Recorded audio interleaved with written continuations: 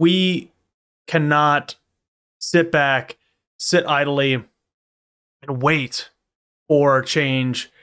The only way that you change a system like this is by getting out, mobilizing, organizing, voting.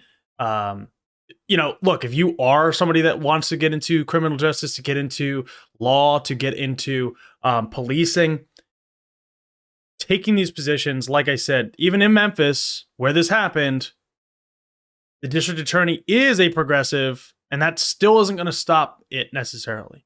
You have to take action locally, and you have to build up from there, which dovetails, I think, pretty well into introducing our guest for tonight.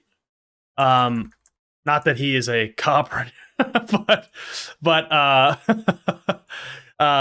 so I'm going to let him in here, straighten him up a little bit on my screen.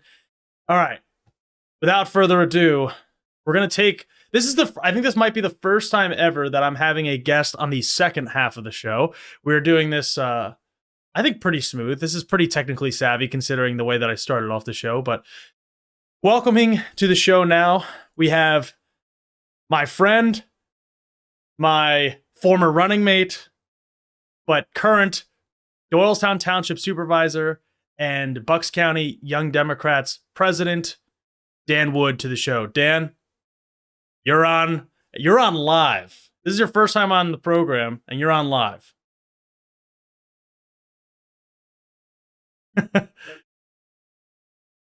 Yeah, I think so. I have to make sure that you're coming out of my headphones here, but all right.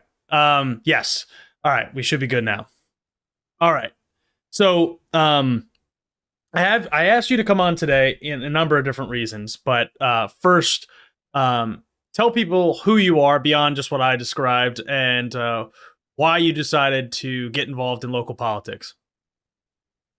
Yeah, so I remember there's other people listening. Connor's heard this story many a time. We've known each other for quite some time, but my name's Dan Wood. I'm a resident here in Doylestown, Pennsylvania, and as Connor alluded to, I am a township supervisor here in Doylestown. Been born and raised in this town, and over the years, my political career has started out as a naive Republican. Got to college, learned some things about other people in the world, became a bitter left-leaning independent, and around 2016, generally support the Democrats, but watch what happened, not just Trump winning, but essentially Hillary Clinton losing what many thought was a layup for that one, and deciding I couldn't just sit on the sidelines complaining on social media anymore, that it was time to get involved in local politics. And I'm not arrogant enough to think I can just come in and run for Congress or something like that, nor do I really want to. But my backstory is I was thinking about, well, do I want to run for local office, knowing that the next term, knowing that the term would have started in 2018, this was 2017 at the time, and I told our local group here, the Doylestown Democrats. I don't know if Connor's talking much about them, but but I said, yeah, I'm thinking about running. I was like, well, you have to run this year to be next year. I'm like, oh yeah, right. That's how elections work. So with very little planning or foresight, I kind of jumped into it. Lost my first race by 83 votes. Sign behind me is from that. The sign with me and Connor is actually up on the wall above me, but I had to do some remodeling, so that's still up on the wall. But anyway, so lost that one, came back in 2019, ran with Connor, won, and now I am a sitting supervisor. I am in my third year of a 6-year term. And yeah, that's the basic rundown for me. And then been involved in a little bit of everything in various local stuff, run a campaign for state rep. So fairly well versed in a lot of the stuff here in Pennsylvania. So starting from there, let's just take the route of looking at running for office first, and then talk about local governance and maybe some issues that are specific for you in Doylestown Township. But when you decided to run for office, what was like some of the biggest hurdles finding it? Because just to prelude this for everybody, 2023 in Pennsylvania is when we have local elections. Maybe where you live, it might not be. Certain times there are, in New Jersey, there are state rep races. I mean, for the General Assembly, whatever it's called. That's New Jersey. But in local races like supervisor, like tax collector, all like county offices, in Pennsylvania, they are in this odd year election. So, what were some of those hurdles at the beginning? Yeah, so I think one of the biggest hurdles was just finding any information on it about Yeah. what to do. I I'm sure there's a lot of folks that are in a very similar boat right now. I know, especially here in Doylestown and Central Bucks, with everything happening with our school boards, there's a lot of people who are angry and want to be involved in some way. But a lot of people don't know where to start. Connor and I talk to them all the time. That's like, yeah, I want to do this. Well, okay, let's get you in the right direction, kind of thing. Because they honestly don't know where to start, and that's kind of where I was too. Like I was saying, I had an idea that wanted to run for office. I was doing some research on it, and then I showed up to my local Democrats chapter, spoke with them, got some more information on it, and started getting some guidance for it. And after that, it's just kind of really going through the steps of, okay, what kind of paperwork do you need to file? When is petitions? When is the primary?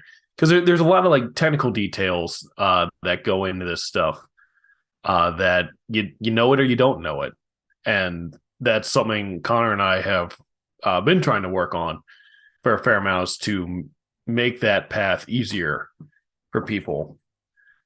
Not to get too far off like my initial run, but like the difference between running in 2017 and 2019 was it was monumental. Well, Because I knew what I was. Yeah, I was gonna say, doing. let me piggyback off that and ask you, what was maybe like the biggest lesson you learned from losing? Coming in, and I'm serious, just because like obviously anyone that's listened to the show more than once knows that I've run for office and I've lost good amount of times, right? But there is a lesson to be learned in every race, whether you win, lose, you're running somebody's campaign or you're the candidate. So what was like the lesson learned you felt like from 2017 going into 2019 that I think that you maybe made the difference for you? I wish I could say there was like one lesson, Mhm. because there were a lot of lessons I learned in that race. I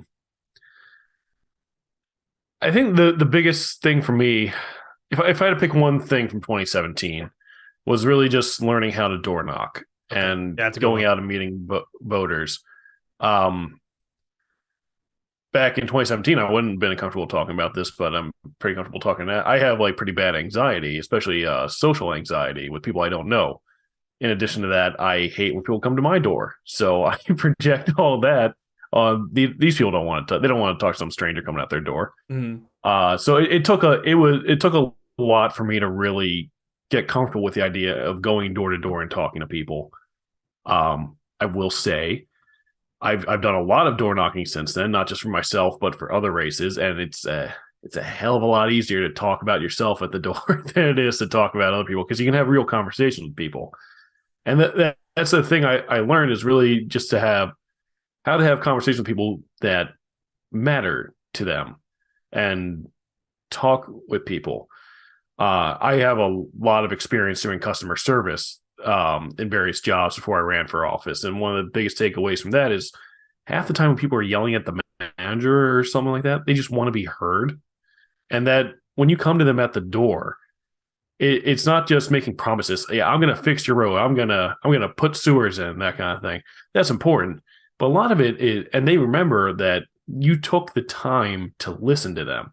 And people will pick up on if you're there and you're just giving your stump speech and you're out Mhm. and you're not listening to their concerns. Um, and it's hard to make promises when you're running for office and you're not in office. But that's where you can at least sit there and talk with them and listen to their concerns. Like, hey, if I win and if you vote for me, I'm not going to forget our conversation. So really learning the power behind that was one of the biggest things. But I mean, there's so many things I learned from that first run. There were just so many well-meaning mistakes that were made, but that laid the groundwork. The sign behind me is Herringwood. Jen Herring is our other Democrat on the board that I ran with in 2017. We got her elected by a significant margin too. But I think one of the things that helped what in my next run, and I noticed it when I came to the doors, people remembered me in 2019 at the polls. So you don't necessarily look, the loss sucked. I'm not going to lie about that, but it gives you something to build on, especially if you have no experience. If you can come out and win your first time out, great, more power to you. But for some folks, and like here in Doylestown, where a slight Republican majority, that is coming down. But that's something you gotta meet people, and you gotta work against that. And sometimes it takes more than just one cycle to get over that hump. Yeah, that's for sure. Speaking from experience, I haven't gotten over that hump, but also, legends of the progressive movement like Bernie Sanders or even Barack Obama did not win their first election. Everyone reminded me of that when I lost. They go, "Oh, Barack Obama did not win his first election." I know he did not, but it is true though. It is that growing experience from losing, and it's kind of like getting knocked down, and you just got to keep getting back up. We did an interview probably roughly exactly 2 years ago for the Doylestown Democrats Vote Local initiative. Which that was 2019. 2021. 2019 was 4 years ago, sir. I thought we did that earlier than that, but I guess no, because I was the chair. You're right. Yeah, sorry, time has no meaning anymore. Yeah, 2019 was 4 years ago, not 2 years ago. But so we did an interview for the Vote Local series. So the whole, just for anyone that didn't know, the Vote Local interview series was like it's basically what I'm trying to encapsulate a little bit in this interview, but a little bit more specific to the different positions in why local elections matter and why running for local office, like pretty much not literally anybody can do it, but colloquially, whatever, however you say that word, anybody theoretically can do it. But we were trying to educate people as to like what the positions are, what are the responsibilities. So in that, so if anyone's interested, you can go check out the one with the mayor, with the borough council. But we also, we did the county commissioners, which is cool. But we interviewed Dan and Jen back then. But for those who don't necessarily want to sit through that interview, because they're here, right now, what the hell is a township supervisor, and why should somebody care? So when you talk about lessons I learned in 2017, one of those lessons was, I would say, half the people I talked to had no idea what a township supervisor was, or even what township they lived in. Certainly more than half knew what township they lived in, but there was a fair amount of confusion about that. And little side note tangent with that. Our area, Doylestown, there's a lot of places that are labeled Doylestown that are not Doylestown. Greater Doylestown. Codes and mailing addresses and all that, so people don't necessarily understand that. So, it's a fair mistake to make half the time. But so a township supervisor, I like to equate it, when people aren't familiar with it, it's like your city council. Most people understand the idea of what a city council is. We are responsible for all the laws in the township, all the township specific taxes, all the ordinances, and in our case, overseeing our police department. We work with our emergency services. We partner with volunteer services here in Doylestown for our fire and EMS services. But we do work with them. But we basically handle the upkeep and run operation of Doylestown, the township. And so for us, we are a Class 2 township, which don't ask me what a Class 1 township is. But a Class 2 means we have 5 supervisors on the board. Usually once a month, or however often we decide to meet, we come and vote on laws. And sometimes it's ordinances, sometimes it's just what kind of truck are we going to buy for our maintenance department that month. All the little thing, anything having to do with money and laws. That's kind of what were involved with. So there's two questions that come to mind, but I'll go with the maybe the more softball question first. But what are like issues that you face on the local level? I mean, you can make them specific for Doylestown Township, but like I can draw the conclusion after, and can I kind of extrapolate it for people maybe? But like, what are some like weird niche issues that Doylestown Township faces? Sure. I don't know if we have anything I would consider all that weird. Well, Let me see what I you're can being tell them. politically correct. You're just being politically correct. You know, I can call it weird because I'm not in the township anymore. I can I call it believe weird. I believe the term is woke Yeah, that we use now. Um, we are very woke about our roads program. I'm sure. Just the gayest roads in Bucks County. Filling all the potholes with rainbows. I'm sure. um, No, so some of the things unique to Doylestown specifically, I would say the one thing that's always in the back of our mind is taxes. That a lot of local politics kind of like live or die on. Did they raise the taxes or not? And if so, why? Um, Unique to Doylestown and a little bit more in our area, Bucks County in general, is our sewer program. A lot of our homes were built around 1960, 1970, before there were, say, adequate sewage laws. You were allowed to have on-lot septic systems, which I think is common for most people around the country. But there were a lot of locations in Doylestown. We have very rocky soil that do not match with long-term septic systems. So one of the struggles we've had to do is how we're going to re-sewer the township, because it's expensive. These are things that weren't put in when things were built. Think systems are failing. You literally got crap running down the streets. And everyone wants to fix it. Nobody wants to pay for it. And we're talking systems that range from $30,000 to $40,000 a home, depending on the estimates and who's putting it in, that kind of thing. So when I ran 2017, that was a really big issue, specifically in the neighborhood I grew up in here in Doylestown, and my parents still live in. And if you're running for office and your parents live in the township you were representing, I would consider that aspect of it, because it's fun when you go over family dinner and then you get a 15-minute lecture about why those guys on the board of supervisors are not doing a good job on their roads or something like that.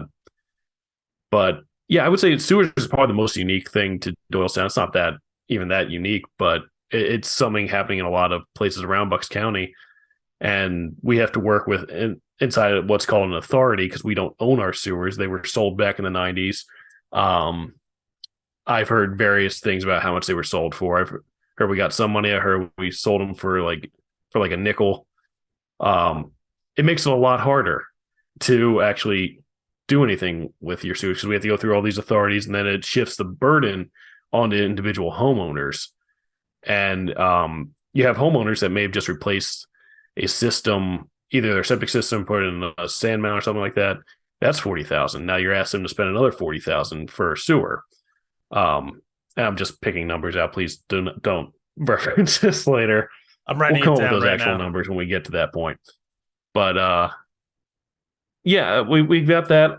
The only other kind of odd thing I would say we have in Doylestown Township is comes from some members of our board. Well, let me get to that. We'll get to that. Yeah, okay. I'll leave that hanging out there.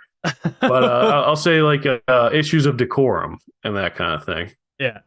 Yeah. So the reason why I asked to like the specifics of Doylestown Township and like the uniqueness of it is wherever you live, whether it's Doylestown Township or it's, Los Angeles, or anywhere in between, there is a local issue that you can attach yourself to.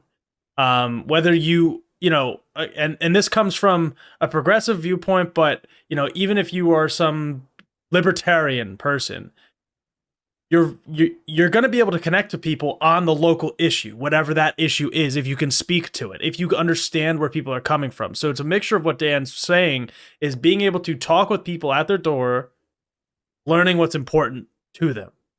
And that's how you find that. Like, I didn't grow up in the area that had the sewer problem, but when I went and knocked in Dan's old neighborhood, I found out very quickly that that was a problem. And I started to adopt those talking points, right? And understanding these issues being real, because they are real. And that is frankly, what a good politician would do is go, listen, talk, engage, absorb, and adapt, because you're supposed to represent the people. Now, there's differences in certain areas if you're running for Congress versus running for local office, but that is something that you have to consider. Now,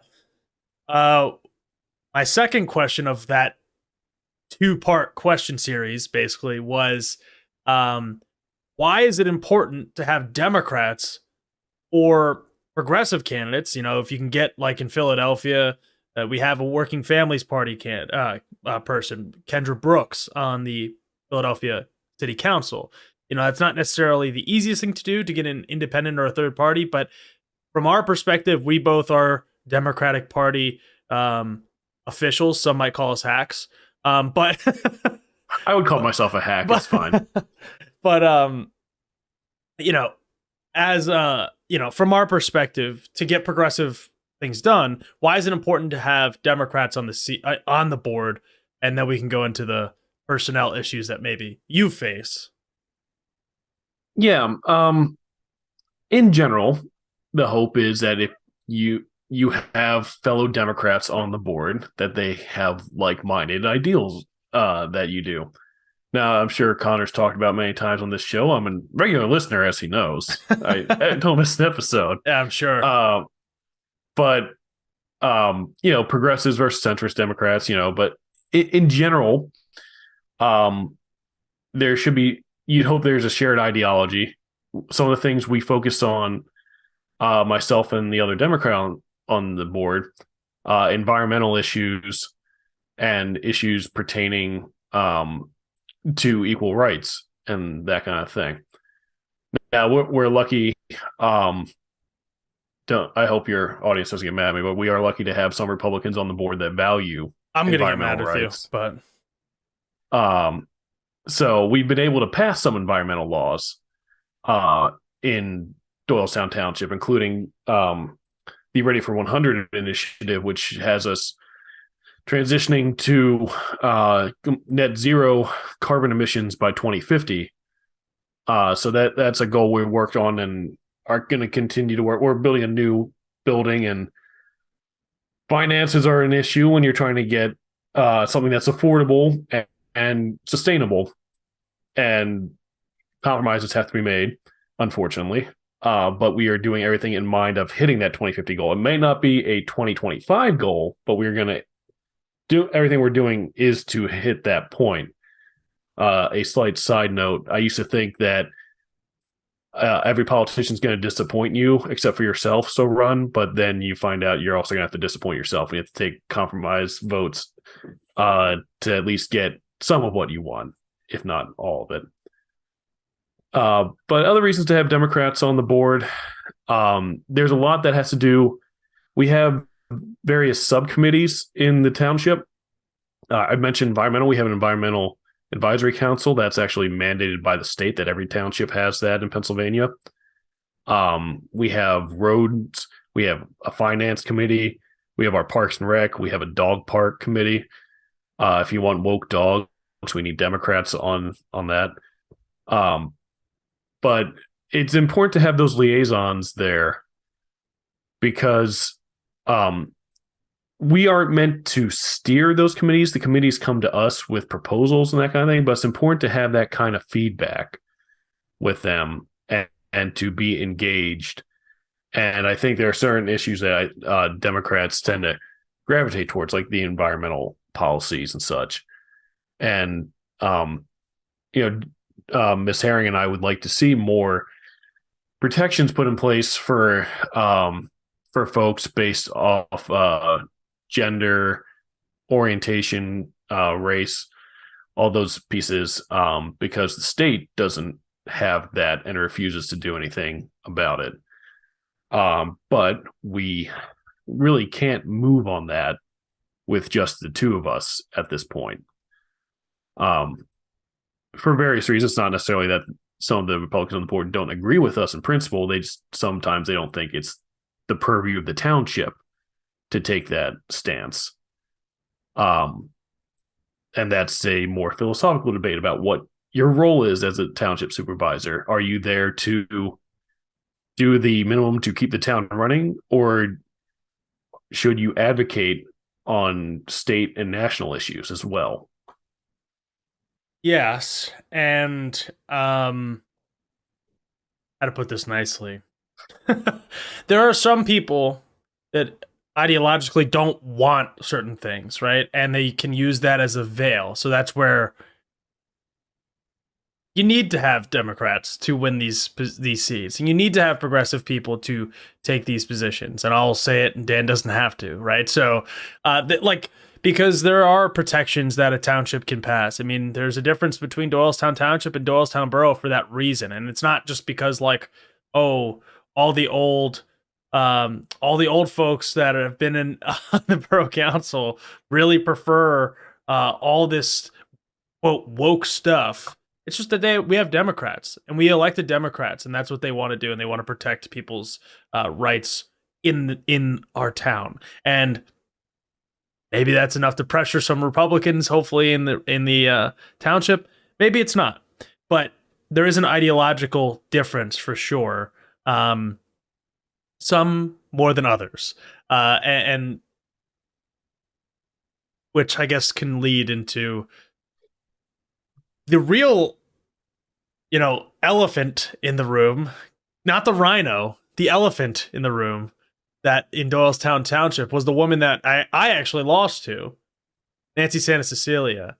So talk, I guess you can take it how you want, but just from your perspective, what has it been like? You can kind of talk it on two different levels. Working with Republicans, because there are other Republicans that maybe some Republicans would call rhinos, that you guys have been able to work with. Like we said, passing environmental stuff. But what has it also been like dealing with kind of like a fifth person just being over here and existing and kind of throwing wrenches and Molotov cocktails every so often into the mix? Yeah. While you were speaking there, one of the things I was thinking about, we talk about like ideological differences, and I would say the biggest one we have on the township is, like as I mentioned earlier, what is the role of a supervisor? How involved do you get in certain things? And I have that debate myself. I think Jen Herring is who I think we kind of argue back and forth which one of us is the more progressive, but she's definitely been the more progressive vocally on the board. I tend to take a little more restrained approach, but something to keep in mind: you can sit there and restrain yourself all you want. There are people running for local office and school board and all that on the Republican side, and when I say Republican side, I mean the MAGA side, that are doing it exactly for the reasons you're holding yourself back. Like, oh, I don't want to look. I want people to see me as a representative of Doylestown, which is true. I want to represent all of Doylestown. But then you have people on the other, a representative of the people versus a Democrat pushing Joe Biden's agenda at the local level, kind of thing. But on the other side, and I've seen this close up, which I will get to, you have people on the MAGA side that are running for these positions to push MAGA doctrine. It's not necessarily because they want to pave roads the Donald Trump way, in cheap gold from Saudi Arabia. And then don't pay them. Yeah. Wouldn't that be great? Get the taxes down. But one of the reasons I've spoken with Connor about this too. We are uniquely aware, being younger Democrats, of who is coming up on the other side that wants to run for office. It's very few centrist Republicans our age are looking to run for office. It's the far extreme sides, people who were in high school around Donald Trump that grew up with it, like they have embraced the Ben Shapiro's of the world, the Charlie Kirks of the world.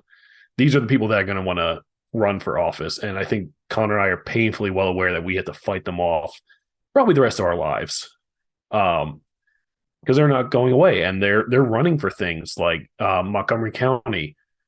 I think his name's Joe Gale. He's a county commissioner over there, and he's hard MAGA. Mhm. Luckily, Montgomery's very Democratic, but by county law, you always have two from the majority party and one from the minority, so he gets in. But they get to keep him in check.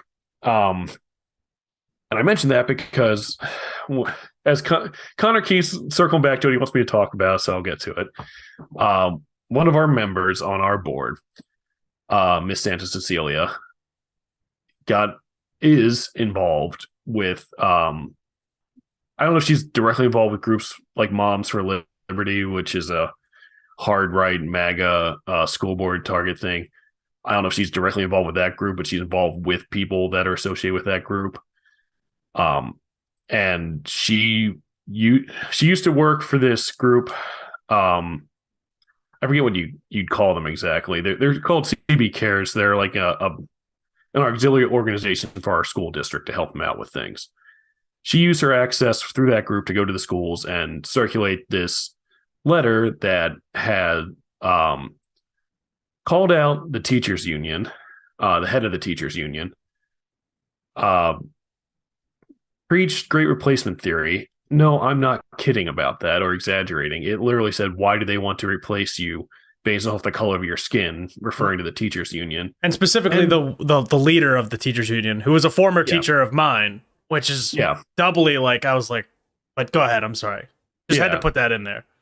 No, that's fair. And then the last jewel on top, like they focus on the union. They're like, hey, by the way, there's this thing called the Rainbow Room, and it's teaching kids how to be gay, and they're using your tax money to put gay pornography in the schools. None of which was true, but they had photos of it and all that. And again, like, we knew where it was coming from. We've seen these groups that are acting. They were all kind of born out of what we had, the Reopen PA, Reopen Bucks. I forget the exact name of it, during the COVID mask stuff, really like supercharged these people with the school board. Anyway, Miss Santa Cecilia circulated this through the school mail system to all the teachers and staff. And what can I say? It's completely inappropriate. None of this is new information. I think about like, oh no, I want to talk about this on Connor's podcast and go on a video record of it. There's already video record of me on this. Mm-hmm. We've dealt with this. This came out, let's see, my sister was married 9 months ago. Connor texted me about it when I was on my way to the airport for her wedding. No, my sister was married.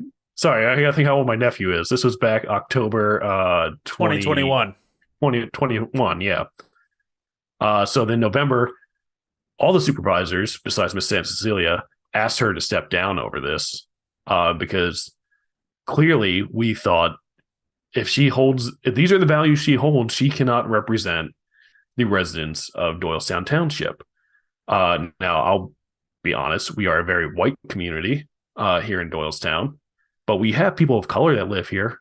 And that's even almost all the more reason why to make sure we don't do that, because then they're going to feel even more ostracized in their own community by an elected officials pushing that, and let alone like just the nonsense about all the LGBTQ stuff and all the kids and people who live here who are LGBTQ.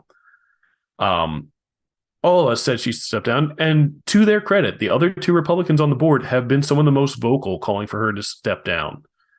Including a former state representative who was a Republican who helped Nancy's campaign. Sorry, her name's Nancy. I've been calling her Santa Cecilia. So, I mean, the pushback's been there, thankfully, but she refuses to go. It's now a matter of pride for her that she's up there. This went on for several months, mostly people coming to ask her to step down. Residents, we had people. So I mentioned the committees earlier. We have chairs of those committees. We had people, those chairs coming to us like, we can't work with her in good faith. Like, we don't want to be associated with her, knowing what she stands for. So we stripped her of her positions as liaison to these committees. We took away what privileges we could. Now, she is an elected official. We can't remove her. Only an act from the governor could do that. I think it has to be voted on by the House, so that's not happening in Pennsylvania. But we would hope she'd do the right thing. She hasn't. And after a few months of this, then all the school board nuts came out to support her. From, I think there may be 2 from Doylestown, which are more than welcome to voice their opinion. Several were not from Doylestown. They're just mad and want to support her. And they're also welcome to come share their opinion, but I don't represent them. And neither does Miss Santa Cecilia. She represents the people of Doylestown Township. And we got a lot of hate for that. And specifically, I am almost surprised that the 2 Democrats on the board have gotten less hate than the 2 Republicans on the board that have gone against Miss Santa Cecilia. They've been labeled as rhinos, and they know they have targets on their back from these members of their party for doing the right thing. And I think they would probably agree with me. It's not a big ask that they're doing. This is like the bare minimum of what we can do to do the right thing for our residents. Earlier that year, we had a African-American woman who was a resident of Doylestown Township come to us after the George Floyd protests to talk about what it's like for her and her husband to just go out on a jog in Doylestown, or her husband making sure every taillight works, like every month, checking the taillights on the car so there's no excuse for it. And it's heartbreaking to hear residents in our town tell that story. And then flash forward to several months later, you have a supervisor who is preaching great replacement theory. Like, yeah. So going back to what I've been circling, like, if good, I do think there are good Republicans out there. I don't think they want to run. I don't think the party will let them run the way that party's going right now. So that falls to Democrats, that even if you're questionable about whether or not you can do this job, you can probably do it better than somebody who's out for purely ideological goals to terrorize certain members of your population. Yeah, you can do it better. I mean, I've said it probably since I ran in 2019, but like, if I ran for office, so can you. I might just have like a certain want or a drive, maybe a passion for running for office. Maybe I like campaigning. Dan and I have both run for office, and we've both worked for campaigns. We might have that sickness, but you don't have to run more than once. You can just run once. Hopefully you win. You get on these boards. That's the other part of the committees and councils and boards that are subsidiary, like subcommittees of the township supervisors or of the borough councils. These are ways for you to get involved without having to run for office. You get appointed to these things. You make a difference in your community, and it goes a long way. There are bad actors that exist. There are these people that will and can infiltrate local government all the way up to the federal government. I mean, there's Nancy Santa Cecilia, there is Marjorie Taylor Greene, and Donald Trump, right? So on every level, there are people that don't even believe in governance, but they get into these positions. So you can't possibly be worse than someone who doesn't believe in governance. That's what the government is there to do. Yeah, and to that point, like when I ran in 2017, I had a hard time falling asleep as we got closer to the election, because I would sit up at night and think, wow, I've been making a lot of promises. What if I can't help people with this? What inevitably you are going to have to vote on something that will hurt someone. Hopefully it's not serious, but raising in Doylestown, we use and I think most of Pennsylvania we raise taxes by what's called mills. And in Doylestown, a mill is about $40 or so. Which doesn't sound like a lot, but there might be somebody you raise their property tax an extra 40, $80. You don't know how that's going to impact them, and that's hard to process. Or if you ask them like, well, we're going to pass a sewer bill, and you're going to have to pay $20,000, $30,000 for a new sewer. That's the kind of thing that keeps me up at night. How's that going to impact people? And going back to my anxiety issues, man, the first couple meetings, I'm allowed to take a little extra anxiety medicine if I needed. That every one of those meetings, I was worried about for that drama. But here we are, 3 years later. I still worry about how my votes are going to impact people, but I view it more as a good thing than anything else, because you don't want to be so closed off from your residents that you're not thinking about how these votes impact them. You can't just be a cold technocrat about it all the time. You got to think that these are real people and real residents, not just because to quote The Simpsons, election in November, which is in the back of my mind sometimes. But they're real people. But 3 years later, I've gotten much more comfortable with the idea of people yelling at me. It's fine now. And to be honest, people ask like, why do you want to do this job? Like, it's no one thanks you, which isn't true. Some people do thank you. But there's a lot of you, like, especially local government, like this is a thankless job. You can view that way, but the people who know what goes into it appreciate it a lot, especially when you can help someone. And that's what I don't mind being yelled at for. Someone comes to me and is in tears about their road because their child's in a wheelchair and they can't go down the road because there are potholes. Yeah, we want to fix that. I have the ability to fix that. And that's great to have that ability. Someone comes and yells about Joe Biden's inflation ruining this country. All right, well, that's cool. Can't do jack about that. That's kind of a Joe Biden button. Can't do anything about that, Jack. But yeah. So I haven't had you're the first guest in a while, and I haven't asked it of every guest. But I usually ask guests about a specific, maybe a piece of media, a book, or something that they would recommend that has kind of inspired you or has kind of changed your perspective, maybe. It doesn't have to be politics, but, some level of reflection, influence, inspiration for you that you would recommend for others. 1984 is the easy answer, so I'm not going to take that one. A lot of people actually haven't read that, which I think people should I know. read it. Read it. George Orwell. It's great. It's a fantastic book.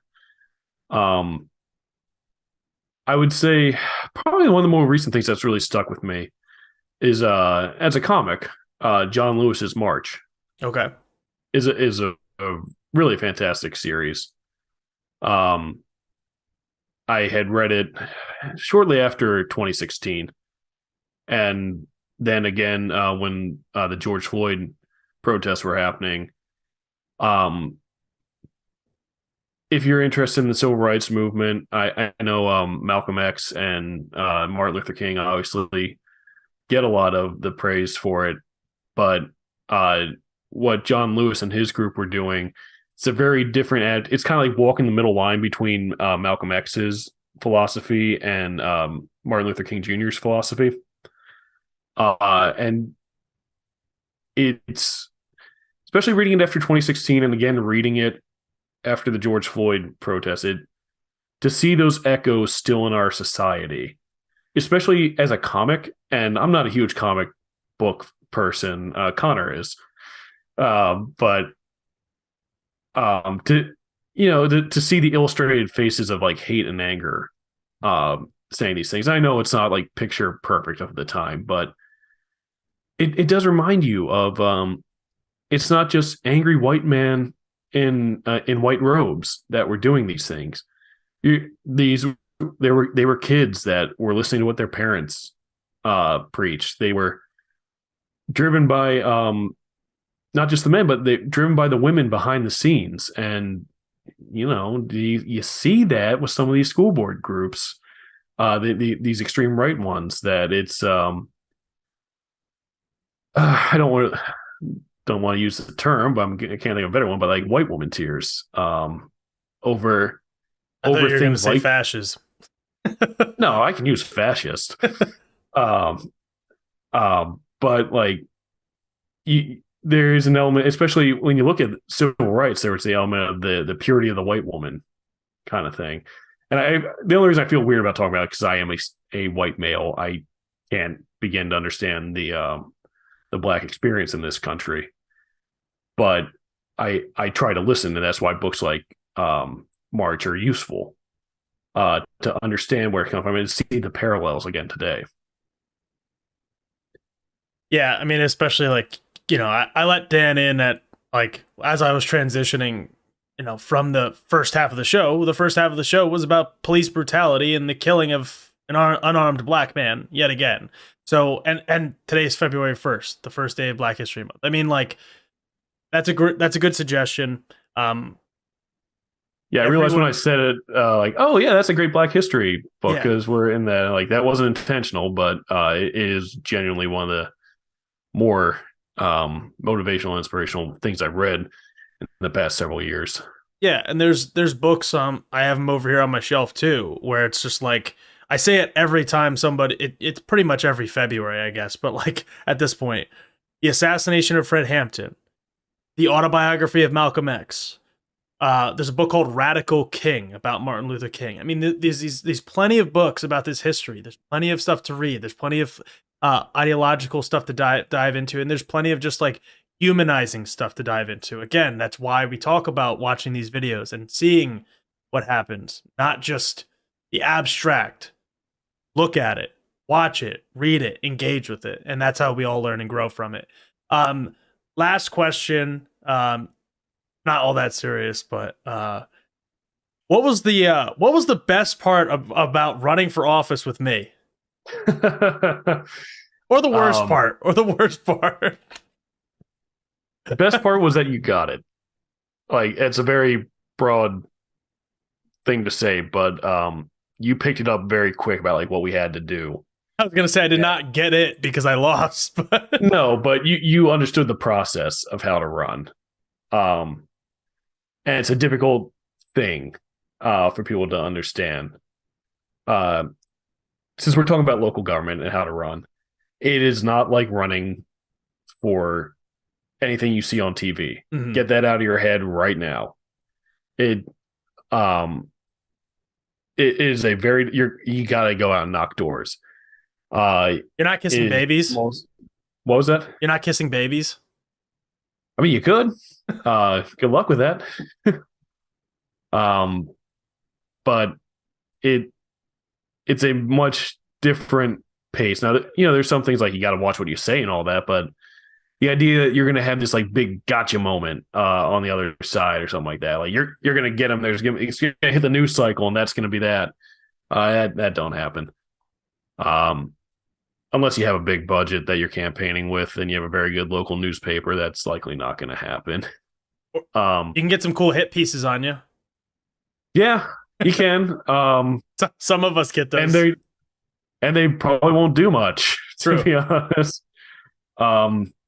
It's a lot of cheerleading for the side you're already on kind of thing. But yeah, no, with Connor, you don't have to. Thing, you don't no, circling back to your question. It was he was very easy to work with and understood that aspect of it.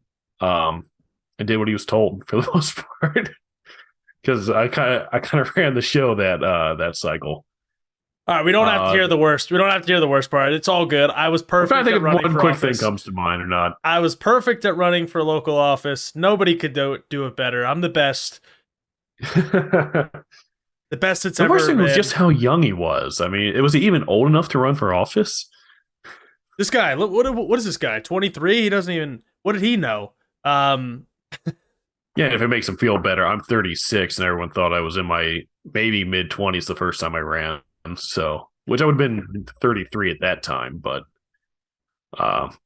yeah. Boomer. Elder geriatric millennial, thank you. With all of that being said, where can people find you?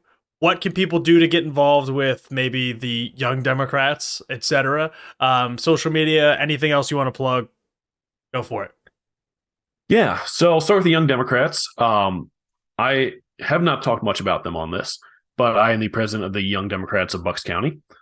We are always looking for Democrats that are residents of Bucks County between the ages of 18 and 40. Or if you're a resident of Pennsylvania, there's the Pennsylvania Young Democrats that are the same general requirements except statewide, and there are various county chapters.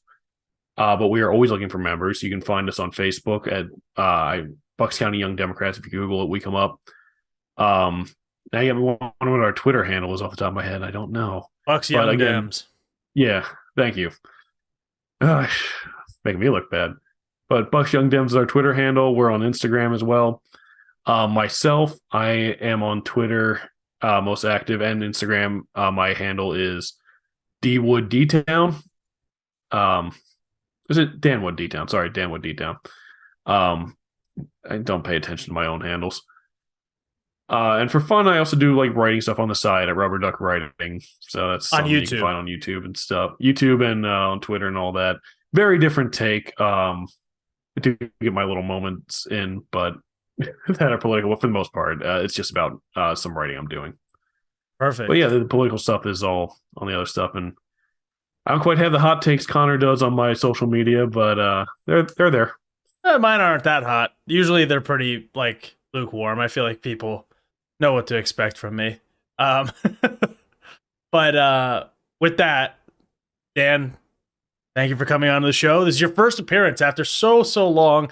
It has been 4 years, 4 long years of you dealing with my nonsense, running with me. And yes, it actually is 4 years because we started kind of campaigning in February, March. I started to get things going. We got our petitions. I would say even tail into 2018, you started coming around asking about running. Oh, yeah. I stood up at my first meeting and I said, I want to run for office. Everyone clapped. And then one meeting later, they were like, oh God, no, not you.